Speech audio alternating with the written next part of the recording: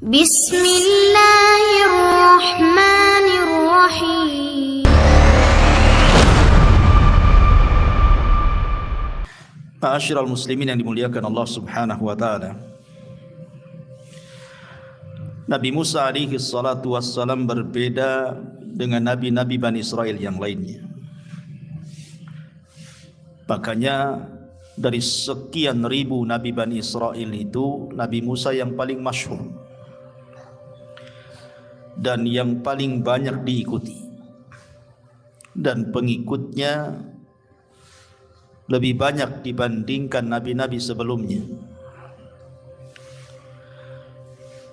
Dan Nabi Musa alaihi salatu wassalam dikhususkan oleh Allah Subhanahu wa taala dengan kalamnya. Makanya kemudian Musa digelari Kalimullah, orang yang berdialog dengan Allah tanpa perantara.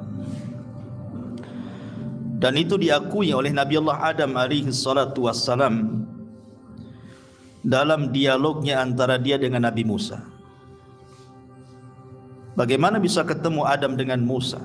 Bukankah zamannya berbeda? Wallahu a'lam kapan berjumpanya. Tapi Nabi SAW dalam hadis sahih yang dikeluarkan Imam Bukhari dan juga yang lainnya dari hadis Abi Hurairah radhiyallahu an, jadi ada perdebatan antara Nabi Musa dan Adam. Lah salah satu yang ditanyakan Musa kepada Adam itu adalah, anta Adam alladhi akhrajatka khati'atuka minal jannah. Engkau adalah Adam, lantaran kesalahanmu ini kami semua kena imbas sehingga diturunkan dari surga. Maka Adam alaihi salatu wassalam mengatakan kepada Musa, anta Musa alladhi istafaqallahu birisalatihi wa bikalami thumma talumuni ala amrin quddira alayya qabla an ukhlaq. Engkau adalah Musa yang Allah pilih dengan risalahnya dan dengan kalamnya, dengan ucapannya. Kenapa engkau mencelaku dengan perkara yang sudah ditakdirkan kepadaku sebelum aku diciptakan? Dari sini Adam mengatakan kepada Musa bahwa Musa dipilih oleh Allah, satu dengan risalahnya, kenabian dan kerasulannya, yang kedua dengan kalamnya. Makanya Musa digelari Kalimur Rahman.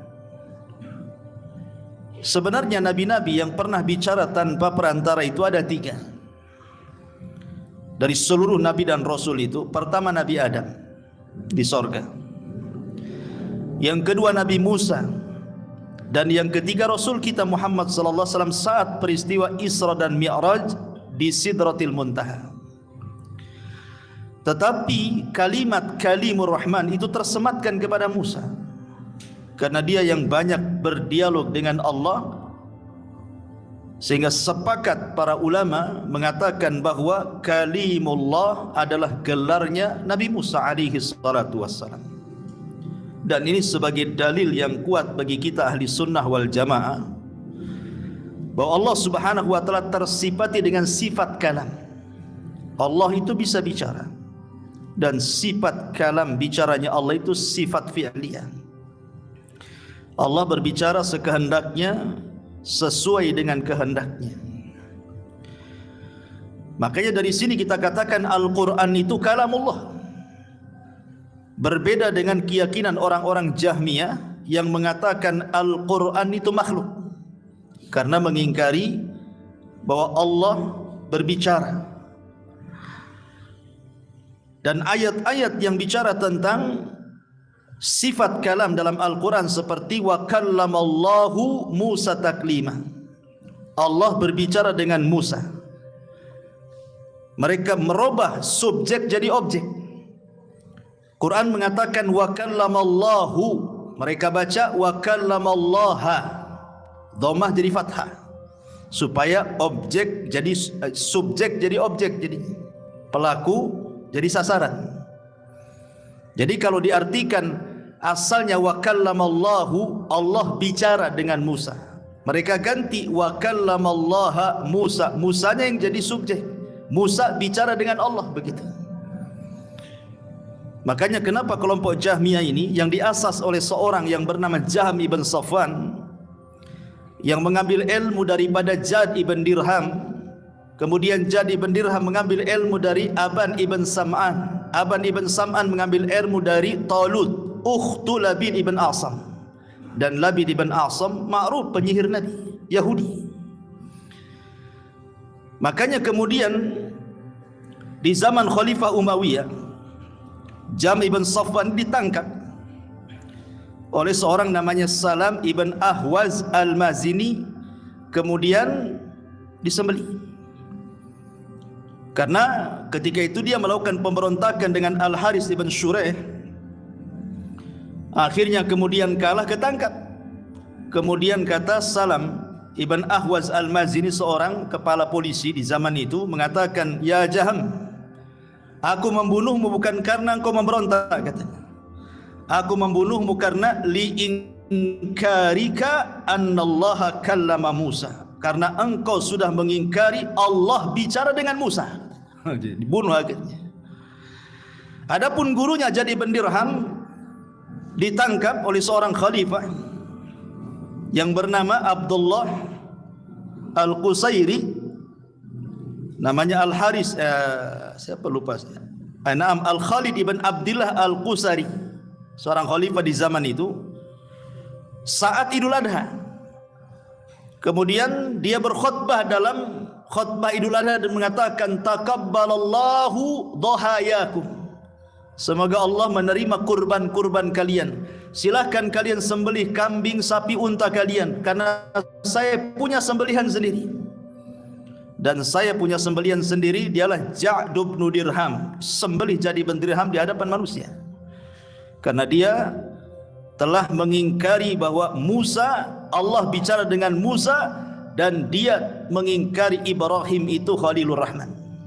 Sembelih, ya. Bayangkan di hadapan manusia, Ja'd bin Dirham.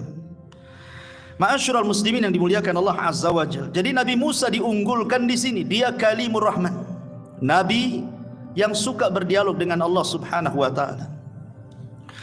Baik, ma'asyiral muslimin yang dimuliakan Allah Azza wa Jalla. Sebelum saya menceritakan kisah Musa secara rinci,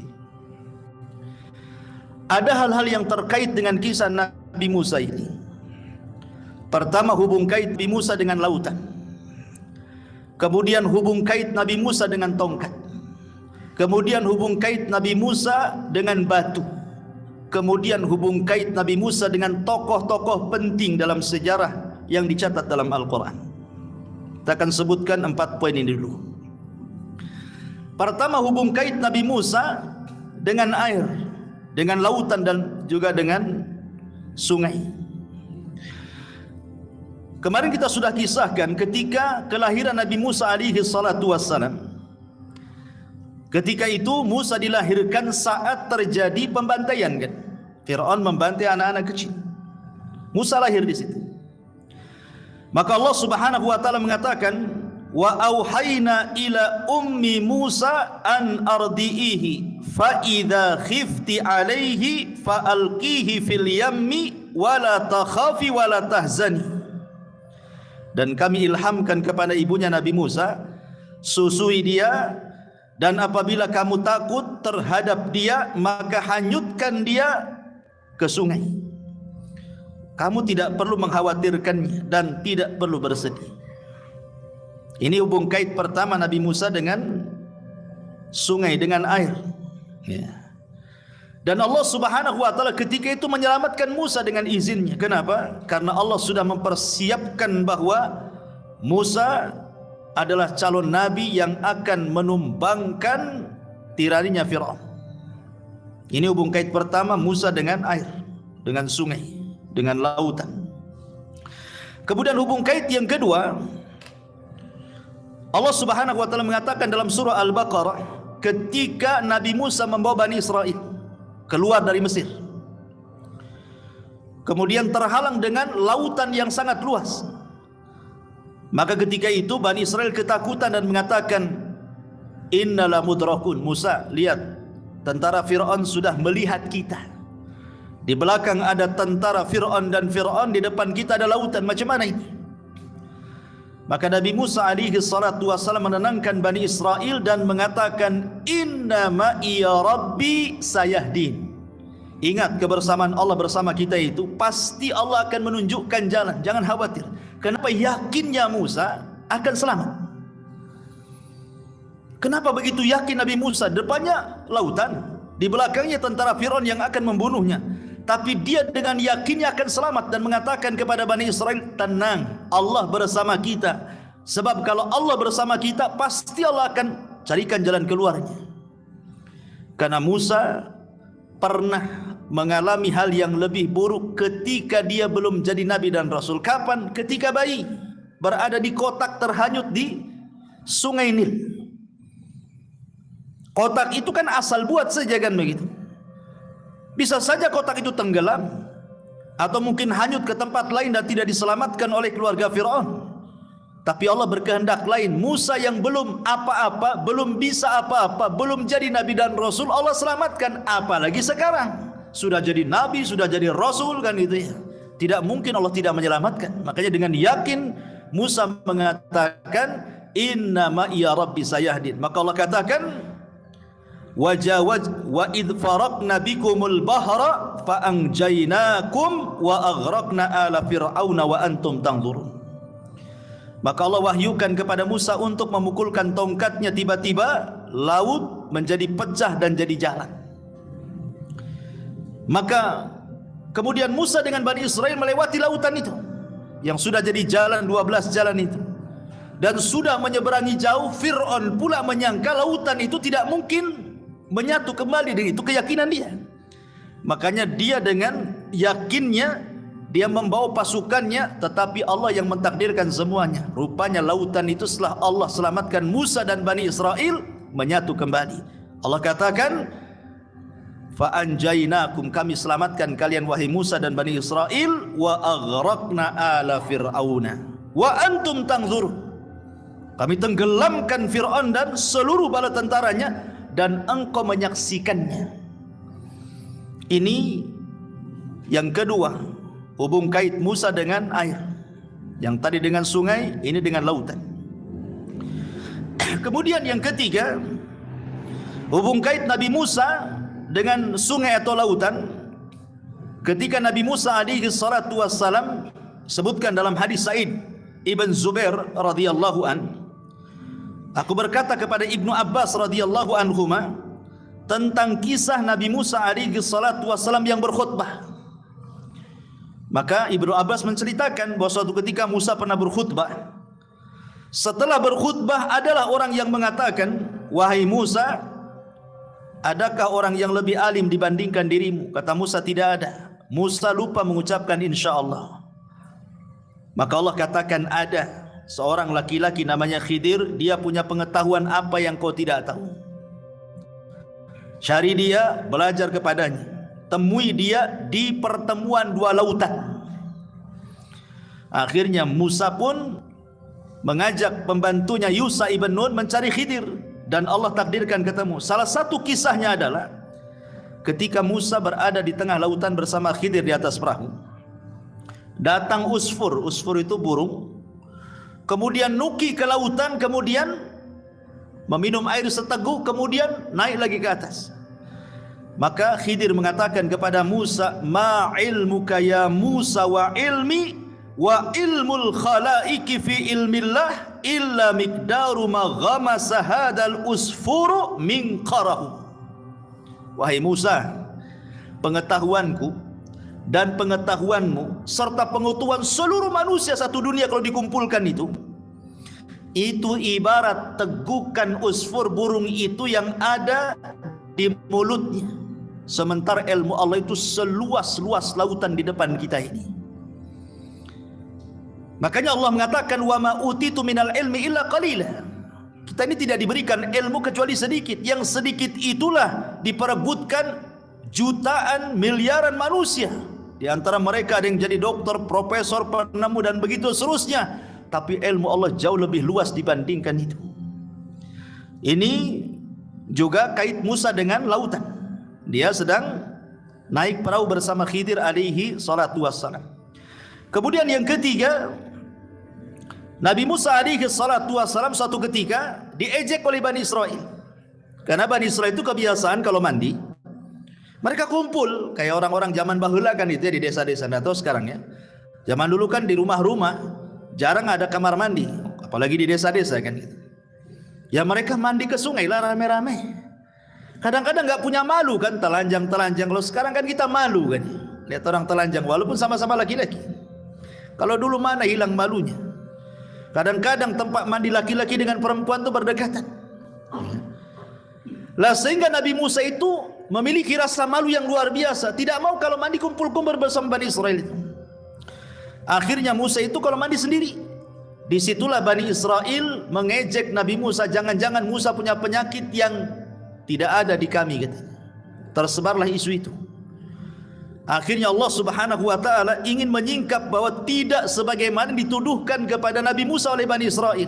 Ketika Nabi Musa ini sedang tidur, sebagaimana riwayat Abi Hurairah radhiyallahu an, tiba-tiba Nabi Musa mandi, kemudian meletakkan bajunya di atas batu. Batunya pula berjalan. Musa mengejar-ngejar batu itu karena pakaiannya di situ. Coba bayangkan kayak orang gila telanjang dikejar batu itu. Kemudian batu itu melewati orang-orang Bani Israel yang sedang mandi. Maka semua Bani Israel menyaksikan Nabi Musa yang sedang telanjang. Subhanallah kan. Dan mereka menyaksikan tidak ada badan, tidak ada tubuh seindah tubuhnya Nabi Musa. Sejak itulah mereka terdiam dan tidak berani menuduh Nabi Musa. Bayangkan bagaimana Bani Israel sampai menuduh Nabi Musa itu sampai ke tingkat privasi dia loh. Dari situ Rasul mengatakan, rahimallahu akhi Musa, laqad udhiya katsiran fasabara. Semoga Allah merahmati saudaraku Nabi Musa, banyak ujian yang Allah timpakan kepada dia dari Bani Israel, tapi dia tetap bersabar. Inilah hubung kait Nabi Musa dengan sungai dan lautan. Ini yang pertama. Yang kedua, hubung kait Nabi Musa alaihi salatu wassalam dengan tongkat. Karena nanti kisah Nabi Musa ini tidak akan lepas dari hubungan-hubungan seperti ini, dengan sungai, dengan laut, dengan tongkat, dengan batu gitu ya. Nah, sekarang yang kedua, kisah Nabi Musa yang ada hubung kait dengan tongkat. Ma'asyiral muslimin yang dimuliakan Allah Subhanahu wa taala.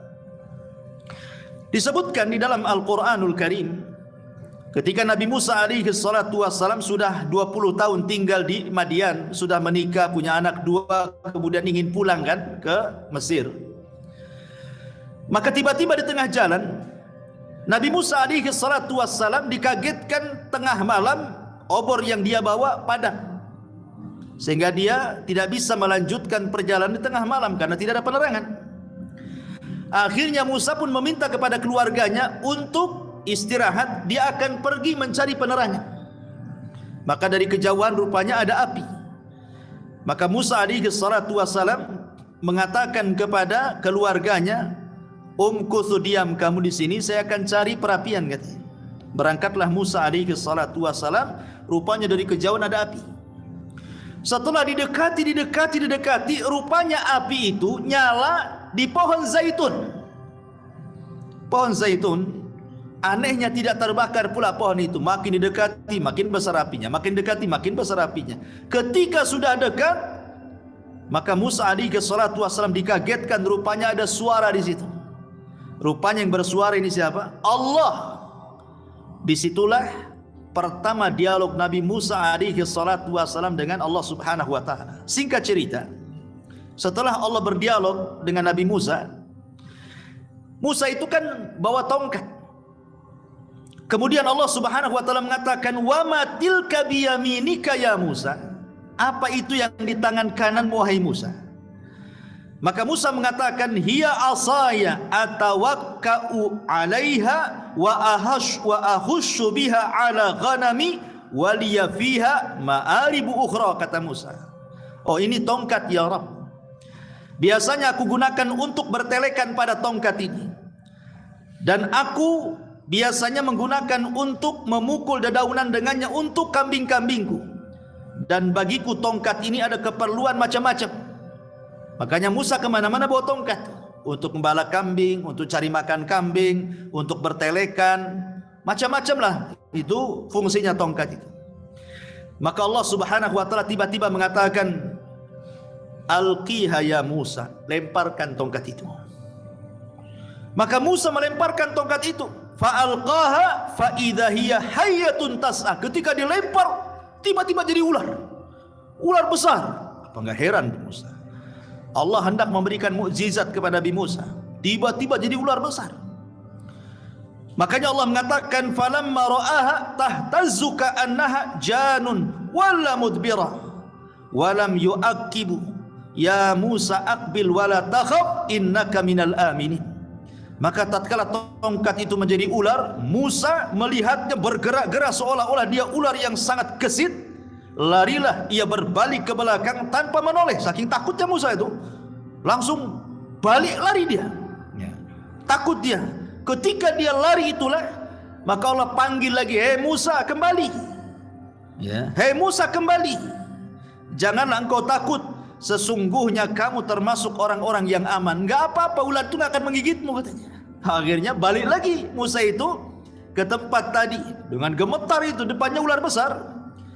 Tiba-tiba ketika sudah dekat dengan ular itu, Allah mengatakan, "Khudha wala takhaf. Sanu'iduha siratahal ula." Ya. Sekarang kau ambil ular itu, hai Musa. Bingunglah Musa, ini ular ngambil ular semana ini kan? Lain dengan pawangnya. Orang enggak pernah lihat ular besar kan bingung. Pegang buntutnya, matu kepalanya. Pegang kepalanya langsung dibatu kan itu. Akhirnya Allah meyakinkan bahwa ular itu tidak akan menggigit kamu. Khudh, ambil, pegang. Wala takhaf, jangan takut. Sanu'iduha siratahal ula. Kami akan mengembalikan kepadanya semula menjadi tongkat. Ambil, nanti jadi tongkat lagi, kata Allah. Maka Musa pun mengambilnya, tiba-tiba jadi tongkat lagi. Ini yang pertama, kisah tongkatnya. Kemudian yang kedua, ketika Nabi Musa alaihi salatu wasallam sudah sampai di Mesir. Ingat Nabi Musa pelat ngomongnya. Karena saya ceritakan kenapa? Karena di waktu bayi, ketika dia menjambak janggutnya Fir'aun, langsung Fir'aun tersungkur kan. Kata Fir'aun, "Oh, ini kok bayi kok punya tenaga kuat, jangan-jangan ini pula bayi yang dimimpikan aku," katanya. Hampir dibunuh kan. Tapi ketika mau dibunuh, datang Asya bintu Muzahim, ibu angkatnya, istrinya, dan mengatakan, "Jangan kau bunuh anak itu tidak berakal. Kalau engkau mau uji dia," katanya. Akhirnya diuji, ditaruh bara api dan kurma. Hampir saja anak itu mengambil kurma, tapi malaikat Jibril datang membelokkan, kemudian mengambil bara api dan memakannya. Terbakarlah lidahnya. Sejak itulah pelat Nabi Musa.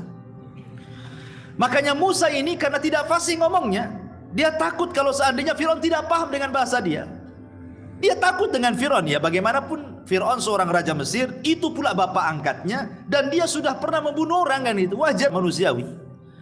Akhirnya Musa meminta kepada Allah agar minta teman, maka diberikanlah Harun, dan Musa mengatakan, "Jadikan dia nabi, biar menemani diriku, karena Harun lebih fasih lisannya dibandingkan aku," katanya. Makanya Nabi Musa itu kalau berdakwah selalu berdoa kepada Allah Azza wa Jal, "Rabbi shrah li sadri wa yassir li amri wahlul uqdatan min lisani yafqahu qawli." Wahlul uqdah, ya Allah lepaskan nih kepelatan ini supaya mereka paham dengan bahasa. Akhirnya kemudian berangkatlah Harun dengan Musa menemui Fir'aun. Fir'aun kagetlah, sudah berapa puluh tahun enggak ketemu kan gitu. Maka kemudian setelah banyak dialog yang luar biasa, tapi Fir'aun juga tidak mau menanggapi dialognya Nabi Musa, berakhir dengan mengatakan, "Kalau engkau seorang nabi, buktikan mukjizatmu," katanya. Maka Allah Subhanahu wa taala ketika menjelaskan tentang perkataan Fir'aun, qala fa'ti bihi in kunta minas shadiqin. Datangkan sesuatu kepadaku, keterangan yang nyata wahai Musa, jika engkau memang benar seorang nabi. Musa ini bingung. Sekarang dia mau melemparkan tongkatnya, takut tak jadi ular lagi kan. Ini kalau saya lempar tongkat nanti tak jadi ular pula kan. Gitu. Atau yang kedua, betul-betul jadi ular, nanti ularnya makan orang-orang pula di depannya. Ya. Makanya Allah mengatakan, fa'alqa asahu fa idza hiya thubanun mubin wa naza'a yadahu fa idza hiya baydha'u lin-nadirin qala lil mala'i haulahu inna hadza la sahirun alim yuridu an yukhrijakum min ardikum bisihrihi famadza ta'murun. Maka Musa melemparkan tongkatnya, lalu tiba-tiba tongkat itu menjadi ular yang nyata dilihat manusia, pejabat-pejabat dan juga Fir'aun melihatnya, dan ia menarik tangannya dari jubahnya, tiba-tiba bercahaya pula tangannya. Kemudian Fir'aun mengatakan kepada para pembesarnya, sungguh Musa ini benar-benar pakar sihir yang handal. Dia hendak mengusir kalian dari negeri kalian sendiri dengan sihirnya. Maka karena itu apakah saran kalian tentang Musa ini? Maka orang-orang mengatakan, arji wa akhahu wab'ats fil madaini hasyirin. Tundalah urusan dia dan saudaranya, dan kami kirimkanlah ke seluruh negeri-negeri orang-orang yang mengumpulkan ahli sihir, kita ajak dia duel, katanya. Sepakat. Akhirnya terjadilah kesepakatan kapan terjadi duel antara tukang-tukang sihir Fir'aun dan Musa. Ini kisah yang kedua, hubungan dengan tongkat. Kisah yang ketiga, kisah ketika betul-betul terjadi duel antara Nabi Musa dan tukang-tukang sihirnya.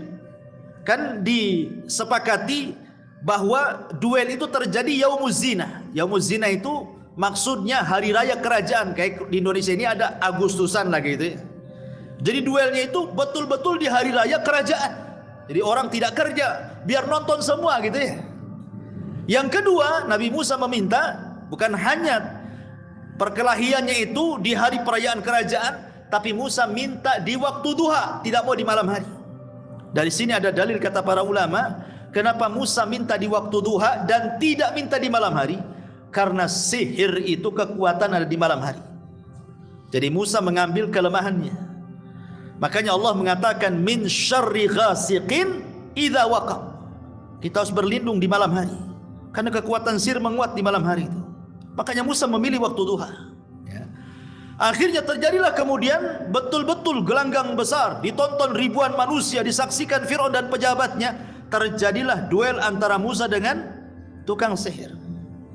Ketika sudah berkumpul hadap-hadapan, Allah mengatakan, alqiha ya Musa, lemparkan tongkat. Fa'alqaha fa'idha hiya hayyatun tas'a. Ketika Musa melemparkan tongkat itu, maka tiba-tiba menjadi seekor ular yang merayap dengan sangat cepat.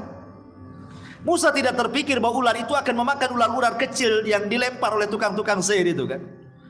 Rupanya ular itu memakan semuanya. Tukang sihir tidak berpikir juga ular itu akan memakan tambang-tambang yang mereka lempar gitu. Karena kalau hanya sihir saja paling ditampakkan ularnya sudah gitu. Ini bukan ular sihir, ini ular beneran kalau makan-makan sana sini. Makanya tukang sihir akhirnya mengatakan ini bukan sihir, ini ular benar, ini mukjizat. Sejak itulah tukang sihir sujud, tobat, beriman kepada syariatnya Musa. Fir'aun marah dan mengatakan amantum qabla an adzana lakum. Kalian beriman sebelum aku izinkan, kata Fir'aun. Enak saja kalian, kembali kalian kufur, kalau tidak kubunuh kalian. Akhirnya semua tukang sihir istiqomah, ikhwan. Tidak ada yang murtad. Akhirnya dibunuh oleh Fir'aun ini semuanya. Kata Abdullah ibn Abbas radhiyallahu anhuma, lihat tukang-tukang sihir itu. Di pagi hari mereka tukang sihir yang jahat, di sore hari menjadi para syuhada yang baik, katanya. Masuk surga. Ya, para syuhada. Ini kisah tongkat yang ketiga. Kisah tongkat yang keempat, ketika Nabi Musa berada di Arduti, di bumi perjanjian, Arduti, bumi linglung. Karena ketika itu mereka tersesat karena diajak perang tak mau, maka mereka tidak bisa keluar dari bumi linglung itu. Lah disitulah ketika Bani Israel kemudian diazab oleh Allah, tidak bisa keluar dari padang pasir yang sangat panas sekali. Tidak ada tumbuhan, tidak ada makanan, tidak ada air sama sekali kan. Mereka tersesat di situ, tidak bisa keluar. Maka mereka mengatakan, ya Musa, kami haus, katanya. Macam mana kami minum? Makanya Allah Subhanahu wa taala katakan, wa idistasqa Musa liqaumihi faqul nadrib bi asaqal hajar. Maka Musa mengambil tongkatnya, kemudian mencari batu yang besar di sekitarnya, kemudian dipukulkan dengan tongkat itu. Apa yang terjadi? Fang fajarat min husnata asyrata aina.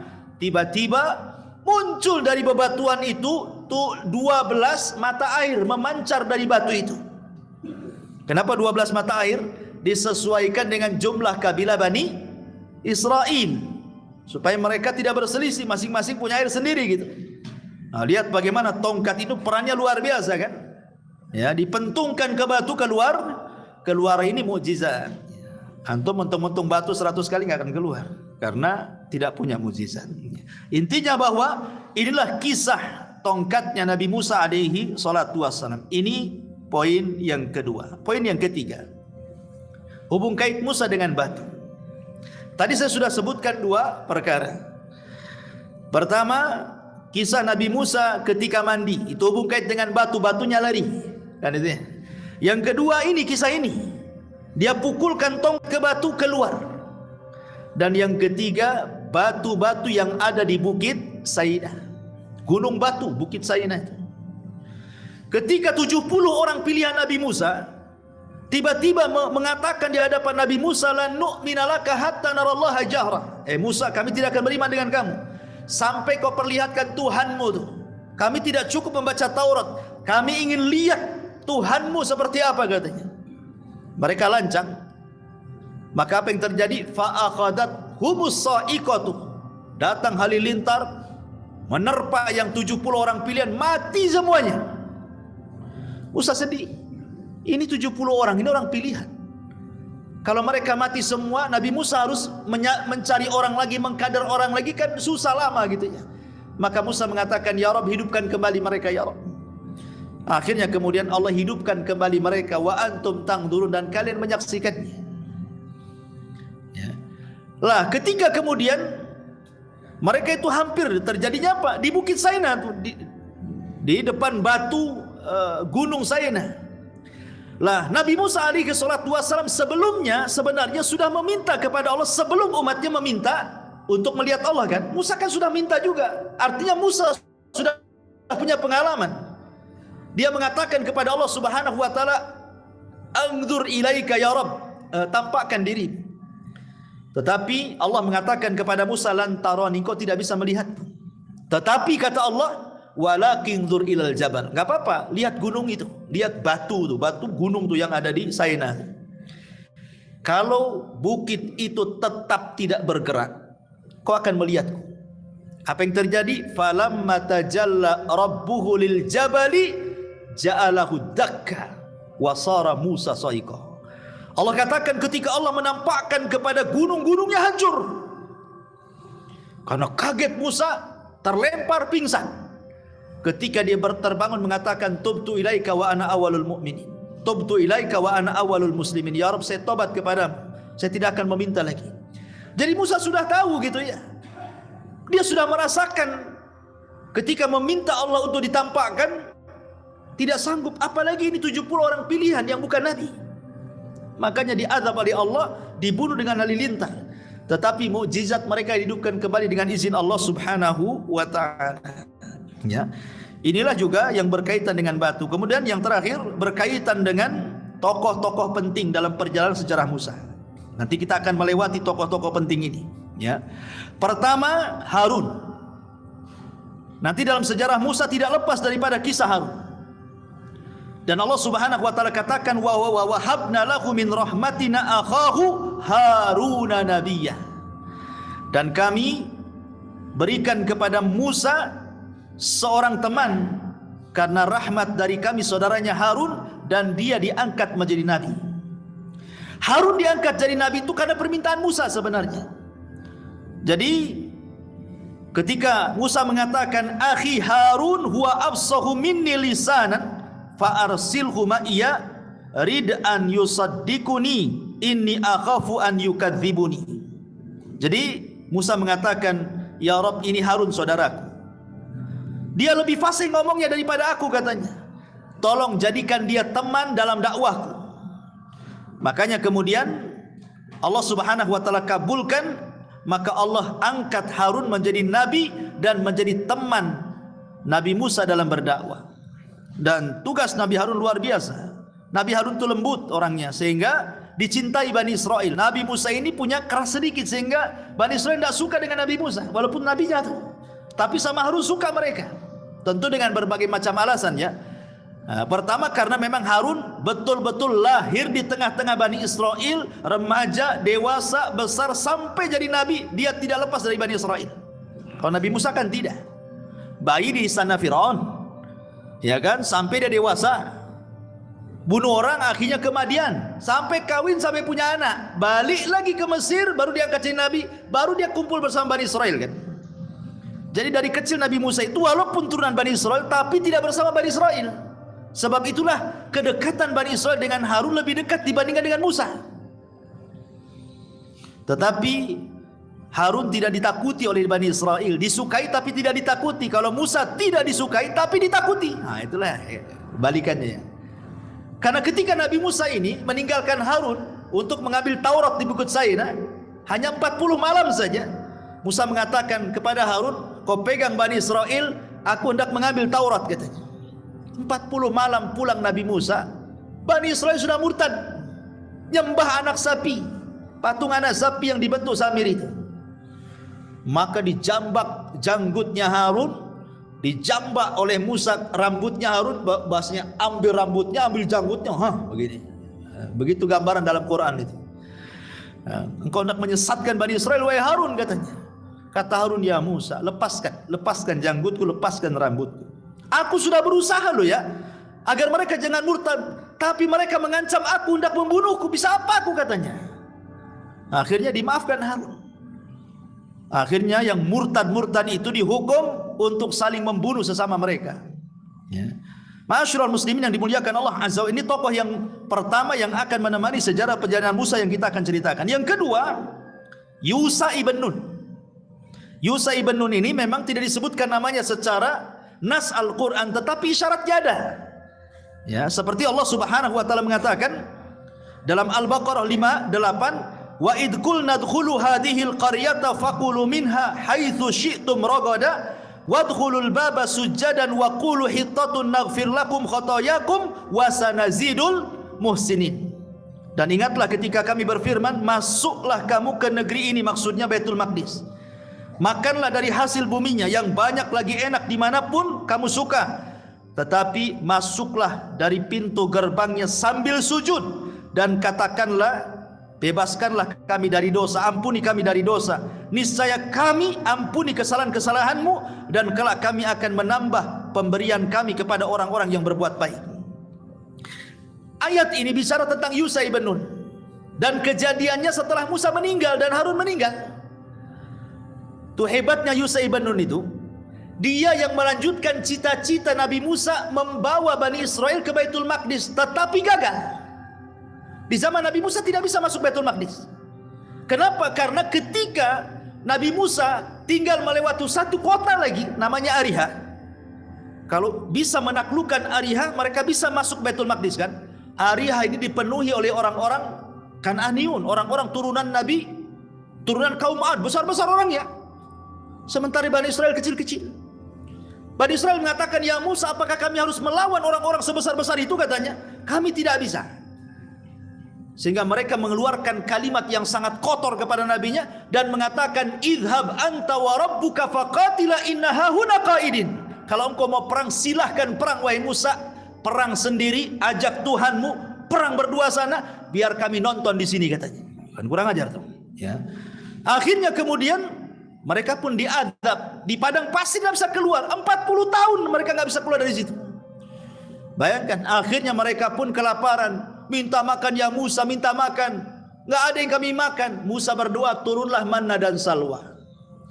Kemudian mereka mengatakan, Musa kami perlu pakaian. Akhirnya turun pakaian. Mereka punya pakaian. Musa kami panas, nggak ada pohon untuk bernaung. Maka kemudian Musa berdoa, wa dhallalna alaikumul ghamam wa anzalna alaikumul manna wassalwa. Kami berikan awan menaungi mereka.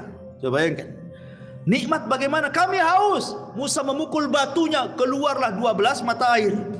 40 tahun di situ. Sampai akhirnya Harun meninggal, Musa meninggal di situ. Lalu siapa yang melanjutkan perjuangan? Yusha ibn Nun. Siapa Yusha ibn Nun ini? Dialah yang mengantar Nabi Musa untuk mencari Khidir.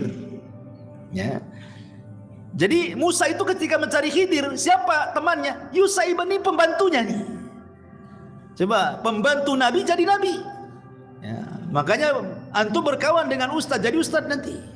Kalau berkawan tukang bengkel, ya ikut jadi bengkel nanti. Nah, begitulah kawan tuh merubah semuanya gitu ya. Akhirnya kemudian Yusha ibn Nun inilah yang kemudian ketika generasi para pengecut sudah mati, datang generasi para pemberani. Yusha inilah yang kemudian membawa mereka untuk mengalahkan Ariha dan berhasil masuk ke Baitul Maqdis. Masalahnya, orang-orang Yahudi itu punya satu hari disebut hari sakral, hari Sabtu. Kalau datang hari Sabtu tidak boleh perang. Itu khusus ibadah. Sama dengan Nasrani hari Ahad, Islam hari Jumat kan itu. Itu difokuskan untuk ibadah. Ketika perang mau menang nih, hampir mau menang, itu kan di hari Jumat. Matahari itu sudah mau tenggelam. Berarti kalau hari Jumat matahari tenggelam masuk ke Sabtu, mereka harus berhenti perang. Padahal mau dimenangkan peperangan itu. Dari sinilah kemudian Allah Subhanahu wa taala berikan mukjizat kepada Yusha ibn Nun sebagaimana riwayat yang disebutkan dari Abi Hurairah radhiyallahu an, inna syamsa lam tuhbas ala basharin illa liyusa layaliya sara ila baitil maqdis. Belum pernah terjadi matahari ditahan kecuali oleh Yusha ibn Nun saat berjalan hendak membuka Baitul Maqdis. Jadi ketika hampir tuh matahari tenggelam, ini sedang perang nih. Maka Yusha mengatakan kepada matahari, "Hei matahari, innaki ma'murah wa ana ma'mur," katanya. Engkau diperintah Allah, aku pun diperintah Allah, katanya. Tolong jangan tenggelam sampai perang dimenangkan. Tiba-tiba matahari terdiam. Nggak tenggelam. Entah berapa waktu mereka perang sampai menang, baru dia tenggelam. Nah, itulah satu-satunya Nabi yang bisa menahan matahari itu. Mukjizatnya siapa? Yusha ibn Nun. Dan ini tokoh sentral penting juga Yusha ibn Nun itu dalam perjalanan Nabi Musa. Karena disebutkan dalam perjalanan Khidir dan juga disebutkan dalam perjalanan Nabi Khidir ini juga akan menemani kisah Nabi Musa alaihi salatu wassalam. Kenapa disebut Khidir? Khidir ini anak raja sebenarnya. Disebut Khidir, Khidir itu diambil dari Khadra, artinya hijau. Jadi kalau Khidir ini melewati sebuah tempat yang tandus, lapangan yang tandus gitu ya, kering kelontang, dia singgah di situ, tiba-tiba hijau semuanya, berumput semuanya. Makanya di Sumya Khidir disebut Khidir itu karena menjadikan tempat yang ia duduk di situ jadi hijau. Ya, pokoknya duduk dia saja, tumbuh rumput-rumput di mana-mana tuh tiba-tiba tuh. Nah, itulah mukjizatnya Nabi Khidir. Makanya disebut Khidir. Diambil dari Khadra. Namanya bukan Khidir ya. Jadi diambil nama dari mukjizatnya. Lah Nabi Khidir ini kenapa disebutkan di sela-sela Nabi Musa? Karena ada kisah seperti ini. Tadi saya sudah singgung hadis Bukhari dan yang lainnya. Ketika Musa berceramah di tengah-tengah Bani Israel.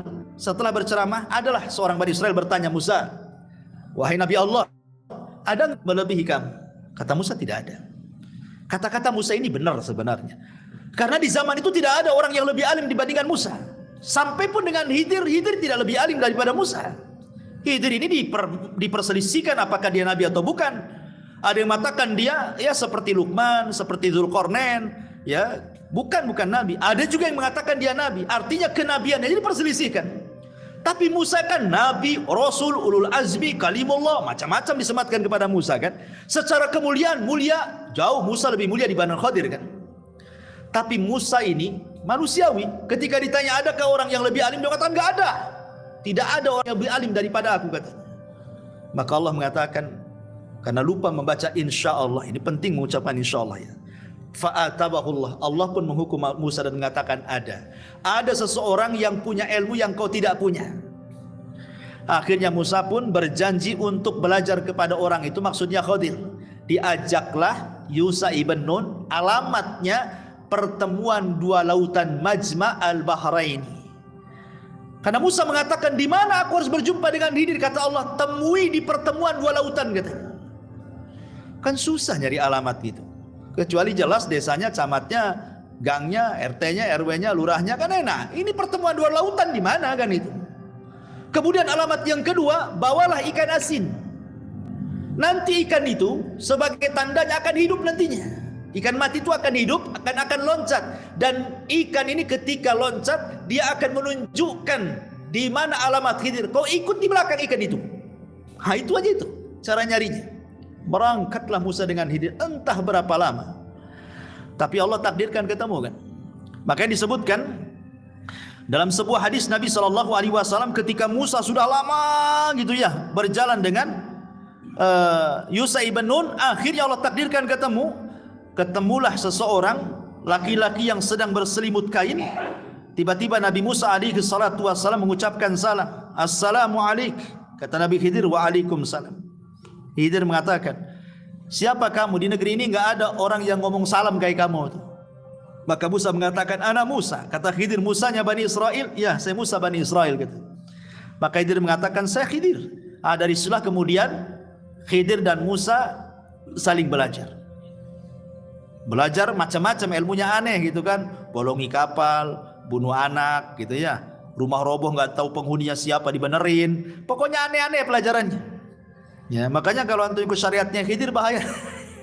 Nanti bunuh anak orang gitu.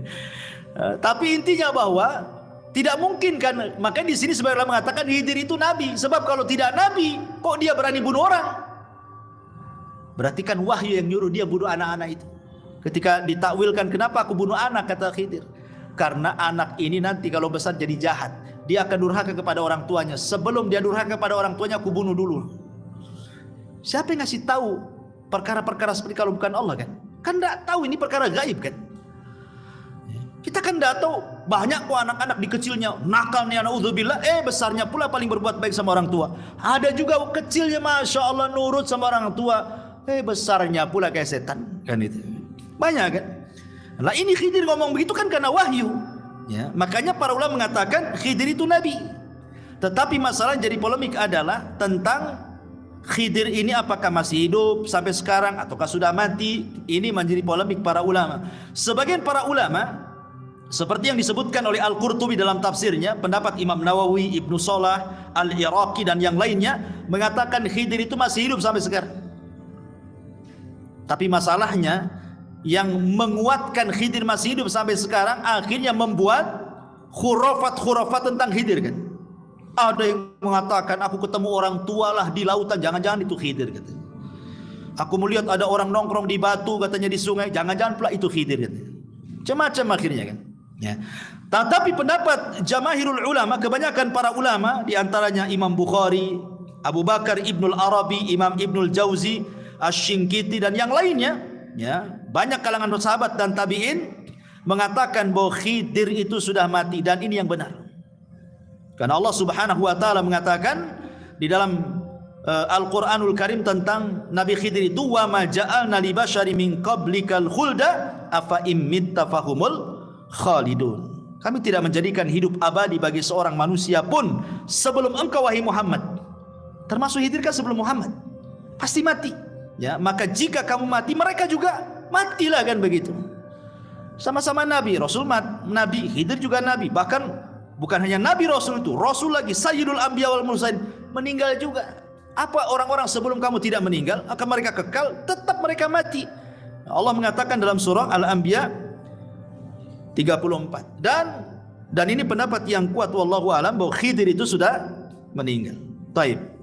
Ini tokoh yang ketiga yang kita akan nanti berjalan dalam kisah Nabi Musa. Kemudian tokoh yang keempat, siapa? Fir'aun.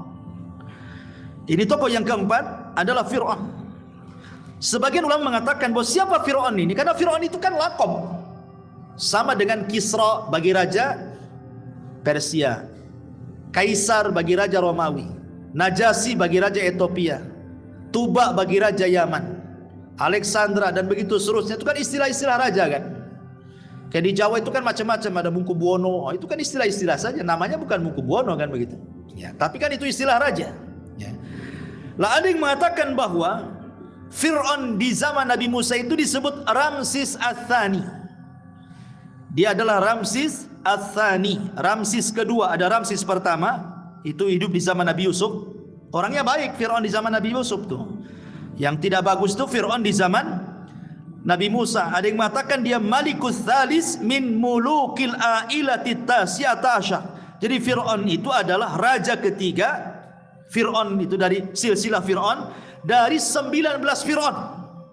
Dari 19 Fir'aun itu, dia raja ketiga tuh, Ramses Tsani itu. Ya. Dan dia yang paling, bahasa kitanya muncar, kekuasaannya paling kuat dari Fir'aun yang pernah menguasai Raja Mesir. Tetapi dia pula yang paling bengis, dia pula yang paling sombong, dia pula yang paling jahat dan mengatakan ana rabbukumul a'la. Inilah nanti perjalanan Musa ini tidak lepas daripada kisah si Fir'aun ini, ya. Kemudian yang kedua, yang kelima adalah Samiri. Ini juga tidak lepas daripada kisah Nabi Musa yang kita akan lalui, Samiri. Siapa Samiri ini? Ada yang mengatakan Samiri ini dia adalah pengikutnya Nabi Musa dari Bani Israel.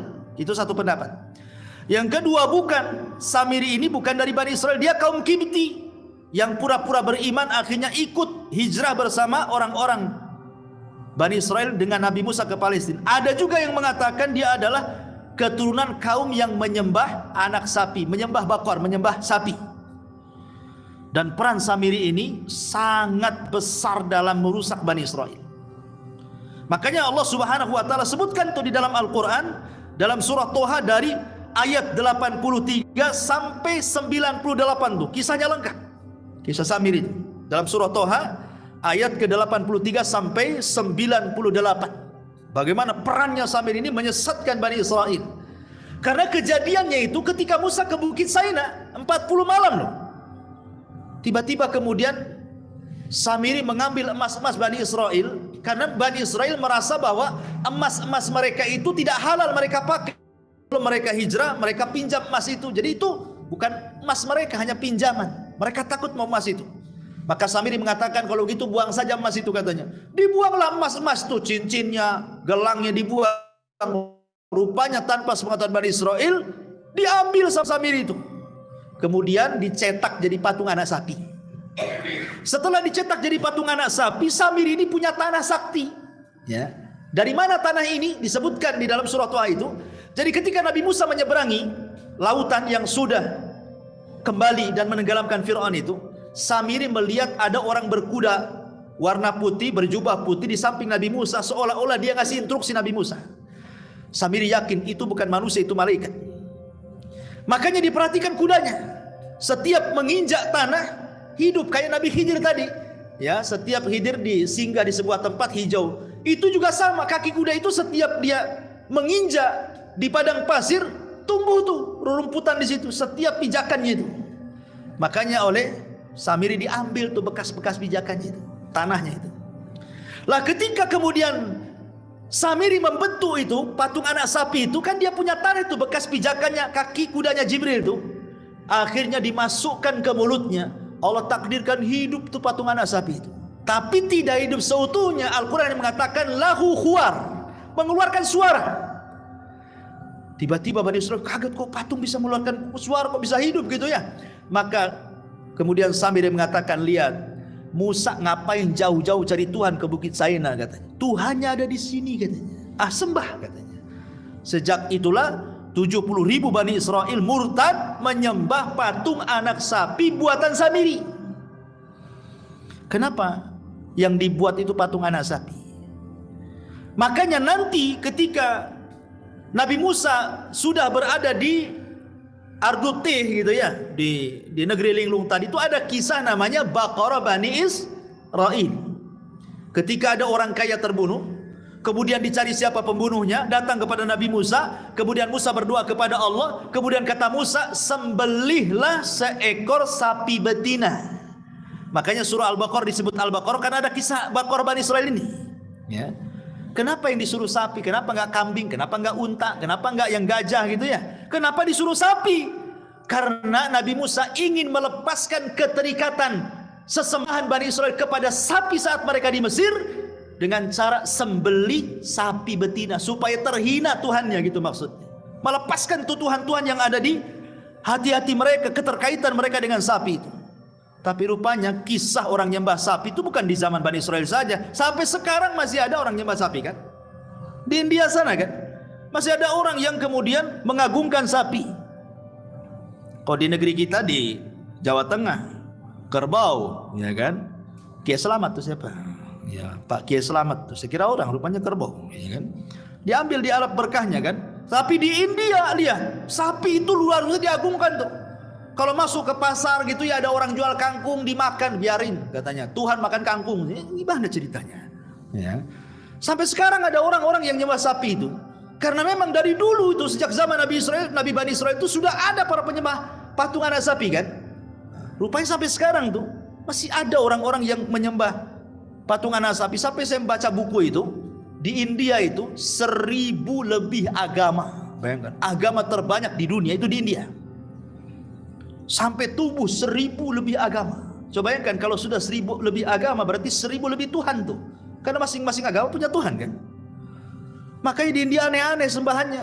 Ada yang nyembah sapi, ada yang nyembah ular sendok, ada yang nyembah macam-macam di sana itu. Sampai saya baca, maaf nih agak jorok sedikit, sampai ada yang nyembah patung kemaluan perempuan. Saya baca itu, alasannya apa? Karena dari situ katanya para nabi lahir, dari situ orang-orang soleh lahir, dari situ macam-macam lahir. Lah kita katakan Fir'aun juga dari situ lahir, Namrud juga dari situ, Abu Lahab juga dari situ. Tahu tanya di mana coba? Ya. Masyarul muslimin yang dimuliakan Allah Azza wa Jalla. Jadi terlampau itulah kadang-kadang orang musyrik ini, kalau kita pikir-pikir secara akal itu tidak masuk di akal. Ya. Sampai dikatakan oleh seorang sahabat yang dulunya bekas mantan jahiliyah kemudian masuk Islam, ya, kami dulu menyembah batu. Kalau dapat batu yang bagus nih, batu yang ini dibuang, nyembah batu yang baru. Nanti datang lagi batu yang baru lagi, ini batu yang lama dibuang, batu yang baru disembah. Asih begitu saja. Tuhan itu diambil dicampah, itu diambil dicampah. Ini gimana ceritanya agama kayak gini? Itulah jahilnya orang-orang jahiliyah, sampai disebut jahiliyah gitu ya. Mereka disebut jahiliyah. Taib, intinya bahwa Samiri ini menyesatkan Bani Israel sampai Musa datang marah, akhirnya diusirlah Samiri. Kenapa Samiri tidak dibunuh coba? Diusir. Tapi Nabi Musa mengatakan, engkau tidak bisa didekati manusia dan engkau tidak bisa mendekat manusia. Kau akan hidup sendiri sana. Pergi. Dari sinilah karena tidak disebut kematian di dalam Al-Quran, ada yang memprediksi jangan-jangan Samiri ini bersembunyi dan akan muncul di akhir zaman sebagai Dajjal. Tapi pendapat ini lemah. Dajjal bukan Samiri, Samiri bukan Dajjal, Samiri sendiri, Dajjal dalil sendiri lah. Dan mungkin sudah mati, tidak mungkin juga dia hidup sampai sekarang. Ya. Intinya bahwa ini tokoh-tokoh yang akan menemani kisah Nabi Musa, termasuk juga Bani Israel.